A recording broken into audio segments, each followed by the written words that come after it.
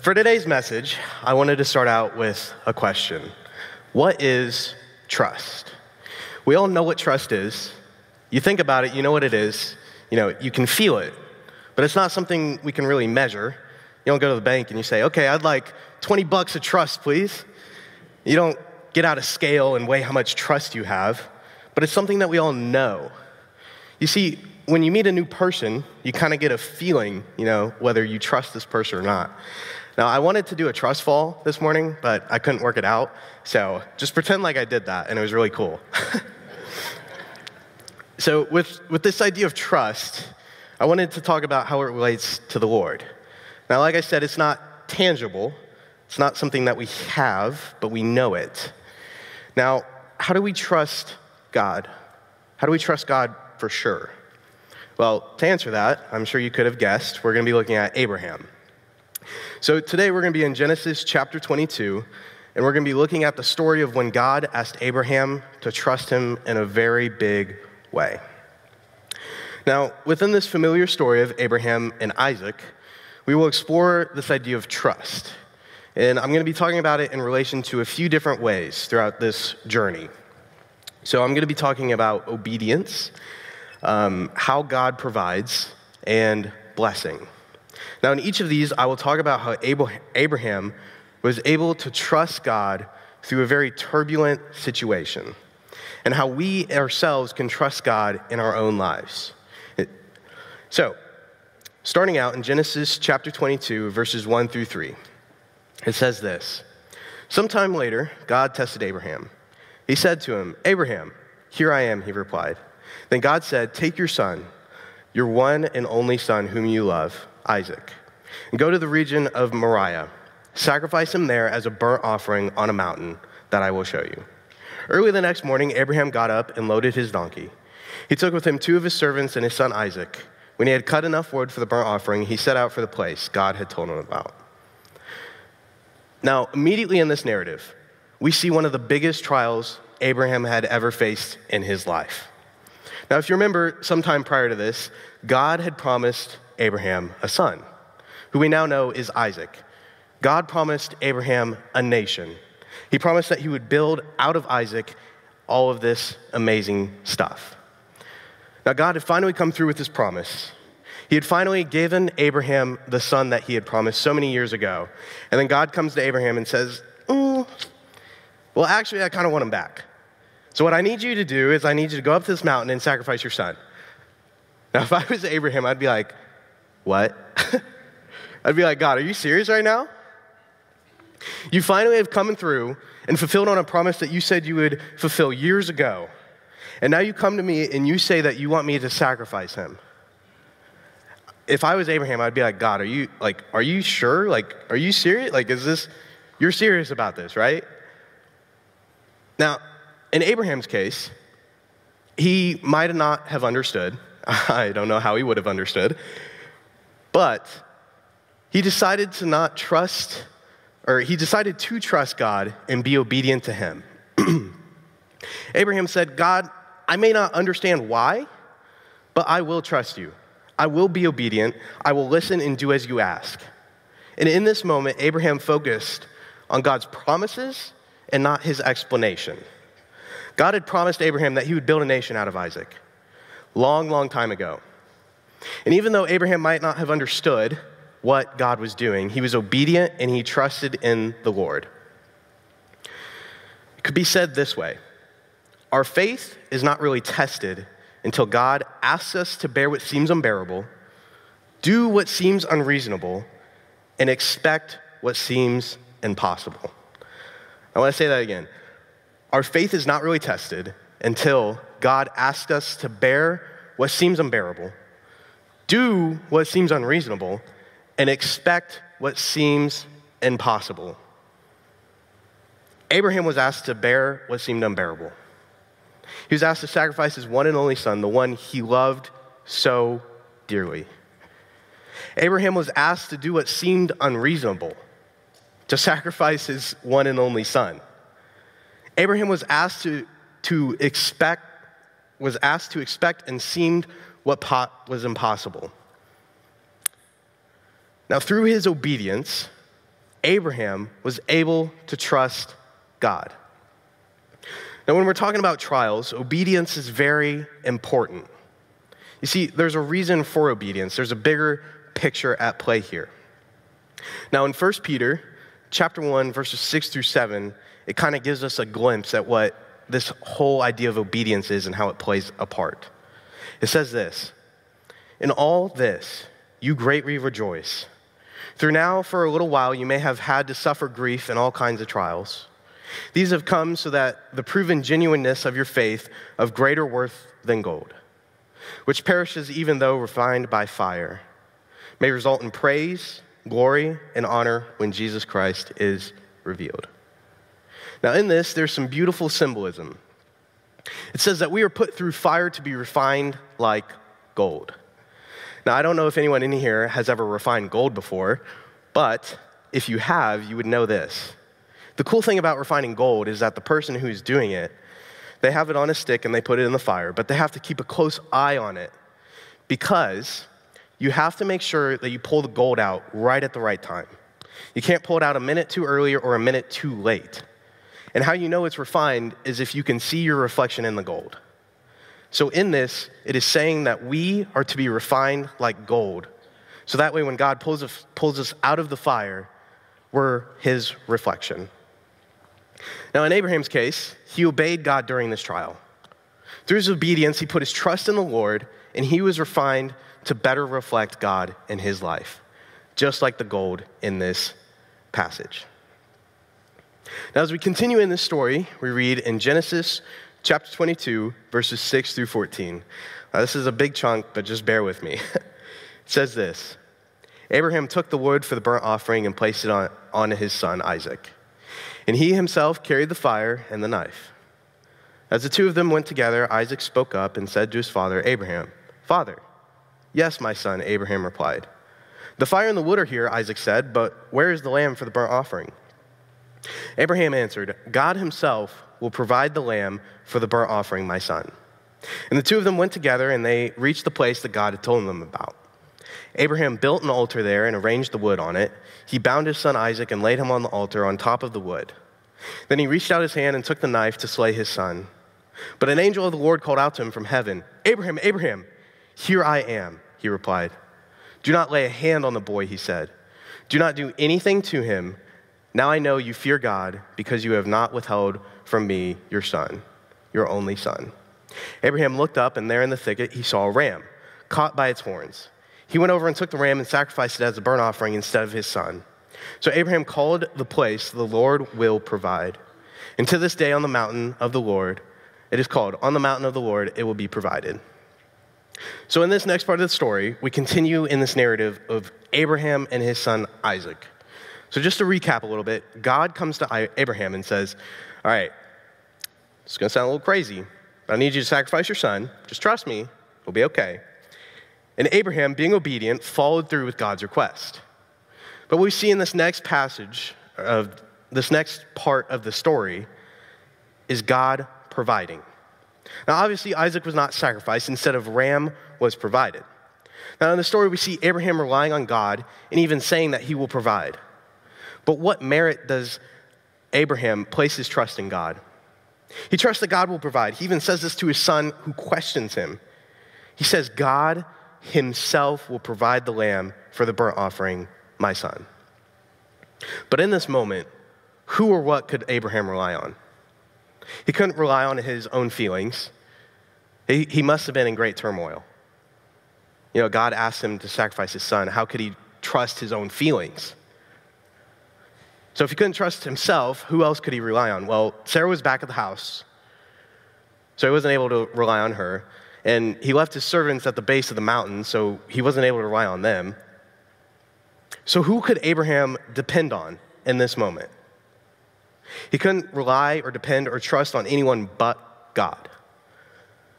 He could not only rely on anything else around him, his own feelings, his wife, his servants, he could only rely on God in this moment. Now, sometimes we do need these different things in our lives to help us endure trials and tribulations. But what do we do when we don't have those things to rely on? What if we are in a situation like Abraham? What if we don't have anyone around us and we can't even trust our own feelings?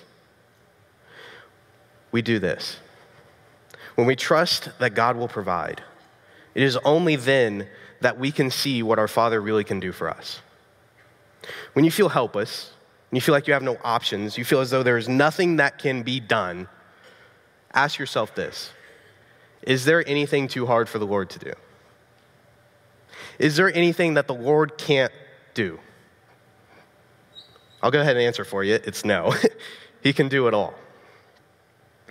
Now, when we trust in the provision of the Lord that he will provide, that he is there for us, we can understand a few different things about the Lord's provisions. One of the things we can understand is where the Lord will provide. He will provide for our needs exactly when we need them. In this story, you're going to tell me that at the exact moment Abraham was about to stab his son and sacrifice him, a ram just appeared. At the exact moment that Abraham needed that ram, it just randomly showed up right then and there. Yeah, I don't think that's just some random occurrence. Because God's timing is always right on time. It's never late, it's never early, it's right when we need it. Another thing we can understand is how God provides. God provides in somewhat natural ways. In this case, a ram was provided in a bush. Well, like I was just saying, this is not just some random occurrence. A ram didn't just randomly run into this bush on the mountain exactly when Abraham was about to sacrifice his son, just in time for Abraham to use the ram instead of his son. That is not some random occurrence of how, when, where, or why. That's an act of God. We can also understand who God provides for. God provides for those who do his will and trust in his provisions. See, God is not obligated to bless my ideas or my projects, but he is obligated to support his work if it's done in his way. Just like in Abraham's case, Abraham was doing the work of God in God's way. He might not have understood it, but he was doing it anyways. And God provided for Abraham. So we know where and when and who and how, but why does God provide? Why does he provide for us? We're all a bunch of mess ups, just like Abraham. I mean, he was not perfect. He messed up many, many, many times. But God still provided for him in this moment. So why? The simple reason is for the glory of his own name. God provided for Abraham so that we could glorify his name today. And all the other people who have talked about this story before. The simple reason of why God provides is so he can be glorified. So when we're able to put our trust in the Lord's provisions, that he will provide, that he is there for us, we can trust and better understand where God provides, when God provides, how God provides, to who and why he provides it all. Now, this story kind of comes to an end with a blessing. We read in Genesis chapter 22, the last few verses, 15 to 18.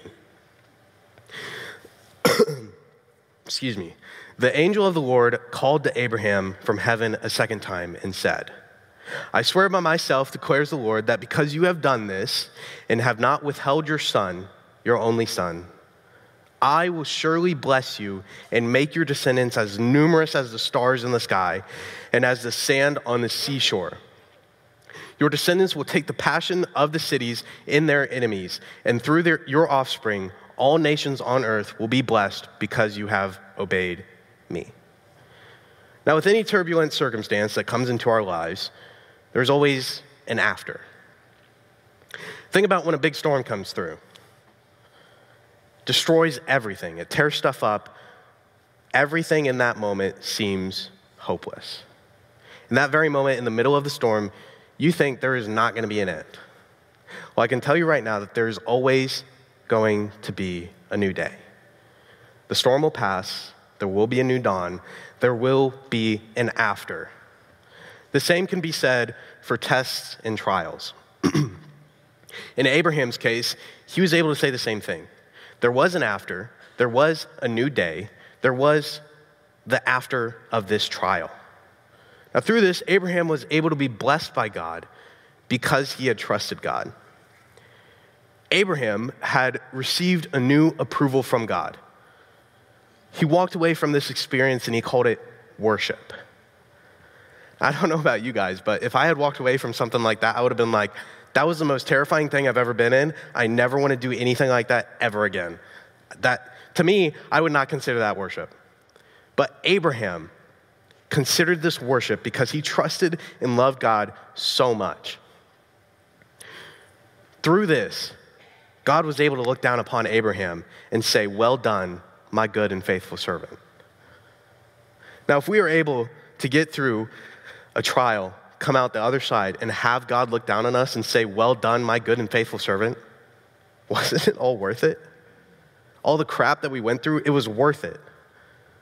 Because God was able to look down on us and say, well done, my good and faithful servant. Another thing that happened because of this, Abraham received a new son. Now, it was still Isaac. He didn't just magically get a new son, but Isaac had become a living sacrifice. God had given Isaac to Abraham, and Abraham was able to give Isaac back to God. It could be said like this in Romans chapter 12, verse 1. Therefore, I urge you, brothers and sisters, in view of God's mercy to offer your bodies as a living sacrifice, holy and pleasing to God. This is your power and proper worship. This is the exact example of what a living sacrifice is. Maybe a little too literal, but it's what we're working with. Another thing that happened because of this, God was able to give Abraham new assurances. You see, Abraham knew God's promises, and he had known them, but through this test, he had gained a new appreciation for what God was doing. Charles Spurgeon, an old theologian, said it like this: the promises of God never shine brighter than in the furnaces of affliction. Now, what happened on that altar currently brings blessings to the whole world, especially today, right now, in this very moment. That story of Abraham sacrificing Isaac brings blessings to everyone right here, right now. I think that's pretty cool. Another thing Abraham had gained or learned from this was that he learned a new name for God, Jehovah Jireh, which means the Lord will be seen or the Lord will see to it. Now, through this test, Abraham had learned this about God because he was able to grow closer to God. And the last thing Abraham walked away with, he walked away with a deeper love for the Lord. Because Abraham trusted the Lord and was obedient, he obtained a deeper love for God. Because Abraham trusted the Lord's provision, he was granted a deeper love and a new appreciation for God. Now, turbulent circumstances will happen. They will. I can't promise you that they won't. But what we can do is trust in the Lord. Trust by being obedient to what he tells us. And we can trust that he will provide, and we can accept the blessings from these circumstances. Now, today I want to encourage you to put your trust in the Lord. Whether you have or you haven't, I want to encourage you to do it again, wholeheartedly, in an unwavering way. In the story of Abraham's obedience and trust, in Genesis chapter 22, is a timeless example of faith that still resonates with people to this day. Just as Abraham demonstrated unwavering trust in God's guidance, provision, and promises, we are called to trust God wholeheartedly in our own lives. Through Abraham's journey, we're able to see that trust involves obedience. Even when it seems difficult or goes against our own human understanding, We need to be obedient and trust the Lord. We need to focus on his promises and not the explanations. Focus on what God promises and not why things are happening. So that way we're able to bear what seems unbearable, do what seems unreasonable, and expect what seems impossible. And when we're able to do that, we can be like those bricks of gold, reflecting God. Now, through Abraham's journey, we see that trust also involves that believing God will provide. Even in the most challenging circumstances, we can trust and understand that where God is going to provide. Well, he will provide where we need it. When will God provide? Right when we need it. How will God provide? How he sees fit. Who is God going to provide for? Those who put their trust in him. And why is God going to provide for us? Well, because he loves us, and also for the great glory of his own name. Now, ultimately, it leads to experiencing God's abundant blessings when we're obedient and we trust in his provisions. We're able to fulfill his purposes. We can live in his love and be blessed through doing his will. Because the promises of God never shine brighter than in the furnaces of affliction. Now, as we reflect on Abraham's story, I hope it inspires us to deepen our trust in God. Trusting him not only with our obedience, but also with our hopes, our dreams, our fears, all of us. Let us embrace the truth that God is faithful. He is trustworthy, and he always fulfills his promises to those who put their trust in him. So simply trust in him. Trust that the Lord is faithful, and that through obedience, he will provide and he will bless you. Will you pray with me? Lord, we thank you for how amazing you are. How you would look down upon us and you would say, "Well done, my good and faithful servant." How you provide for us, how we are able to get a glimpse of what you're doing in our lives. It's unimaginable. It's so amazing how you show up in our lives and you say, "Trust me, put your trust in me and I will provide." I love how you're able to just change our lives completely. I pray that after today, we are able to put our trust more wholeheartedly in you, that we're able to faithfully, fearfully run after you with all of us and put our trust in you. I pray all of this in your name. Amen.